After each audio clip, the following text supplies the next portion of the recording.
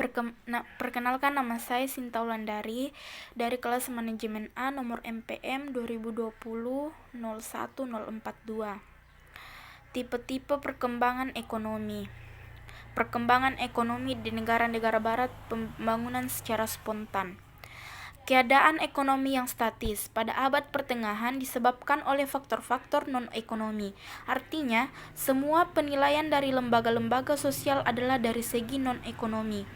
Akumulasi kapital didasarkan atas pinjaman berbunga terlarang karena alasan-alasan agama. Pinjaman hanya untuk berkonsumsi dan bukan untuk produksi. Tujuan dari organisasi ekonomi ialah supaya produsen terjamin dan stabil dengan jalan membagi-bagi pasar. Perkembangan ekonomi Jepang, pembangunan yang didorong. Jepang mengalami perkembangan ekonomi yang diatur dan dipimpin pemerintah, dengan menggunakan kelas feudal sebagai alat dan dengan bantuan pemerintah menjadikan kelas tersebut sebagai kelas wira swasta.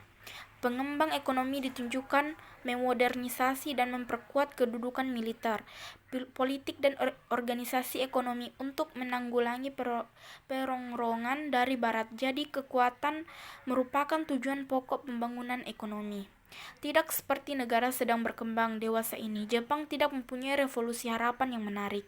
Penduduk tetap mempunyai tingkat konsumsi yang rendah. Penduduk pada umumnya taat dan disiplin sehingga mempermudah perencanaan. Pemerintah Jepang pada waktu itu belum mengalami kelebihan penduduk. Pemerintah memplori dalam mengadakan investasi baik dalam industri dan perbankan. Apa yang diterima kaum feudal diserahkan ke pemerintah.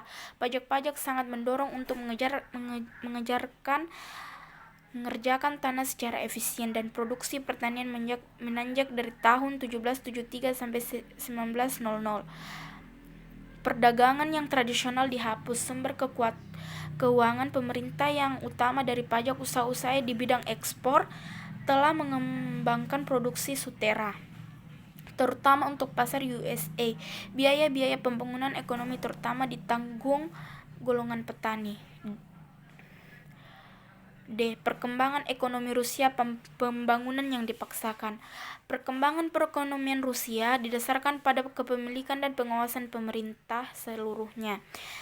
Industrialisasi di seluruh Rusia dalam rencana 5 tahun merupakan contoh baik yang dapat dicapai oleh negara sedang berkembang dengan menggunakan sumber-sumber produksi sendiri. Tetapi perlu diingat bahwa suatu negara belum tentu dapat meniru keadaan di Rusia ini.